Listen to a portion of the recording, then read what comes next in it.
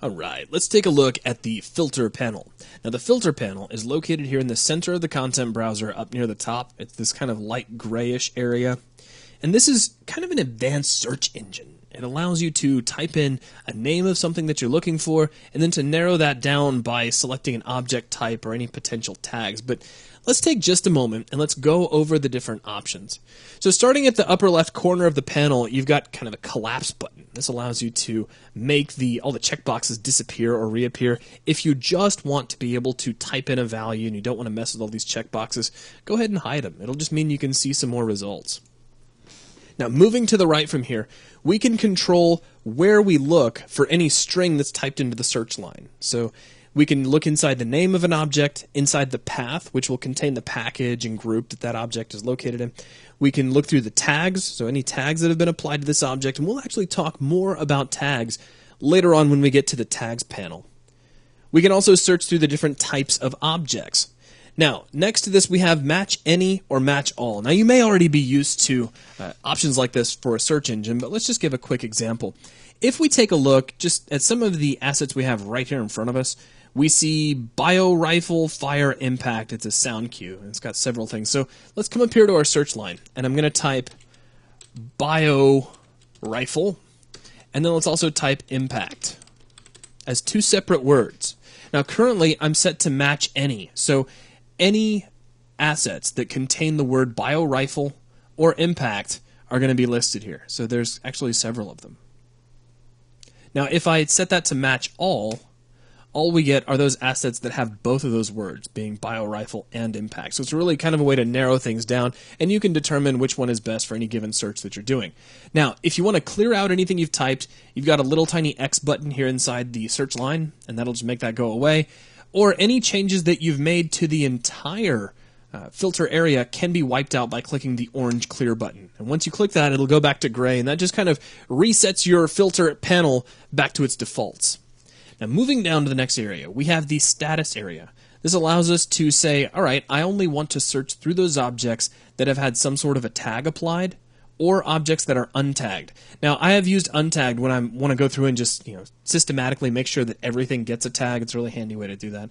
But by default, this is set to both, which makes it real easy to search through everything, whether it's tagged or not. Next, you have loaded, unloaded, and both. The cool thing about the content browser is that you can search for assets that aren't even loaded into memory yet. That's because the content browser operates off its own internal database. Now, you may be completely new to UDK, but if you're not, if you've actually edited using a previous version of Unreal Editor, you might remember all the way back to the generic browser. And when you were using the generic browser, which was before we had anything as cool as the content browser, you had to load a package into memory to be able to use the assets within it. And that's no longer the case. So that's one of the great things about the content browser, is that even unloaded assets are available to you. All you need to do is make sure that loaded and unloaded are both visible. Now, if you just want to look through what's loaded into memory, you can set that up. Or if you just want to see unloaded only, then you can do that as well. But generally, I leave this set to both. Now, next to this, we have object types. It's pretty straightforward if you take a look at the list. These are all the different types of assets that we could potentially take a look at in here. And here's some of our favorites. We have, now the favorites here, these are all defaults. I didn't set any of these up. We have things like sound cues, static meshes, particle systems, materials. But there's more than just these things. There are actually 41 separate types by default. If we come over to the All Types tab, you can see all these. And things like archetypes, decal materials, fonts, etc. and so forth. There's a big scrollable list of them. If you want, you can take any one of these and move them over to a favorite. So if you really like decal materials, you can right-click and add that to favorites.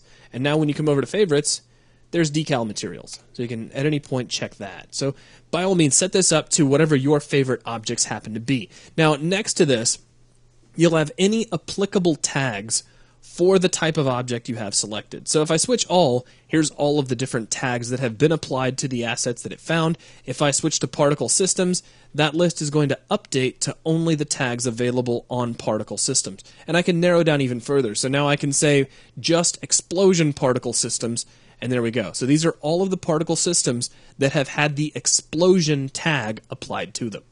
Now, even beyond that, we have another list of tags within that. We could say element fire. And so here are all of the particle systems that have the explosion tag and the element fire tag. So it really narrows things down very quickly without having to type anything. So that's just a really quick and dirty look at the filter panel. Very easy way to quickly narrow down exactly what it is you're looking for so that you can place it in your level, and that will wrap up this video.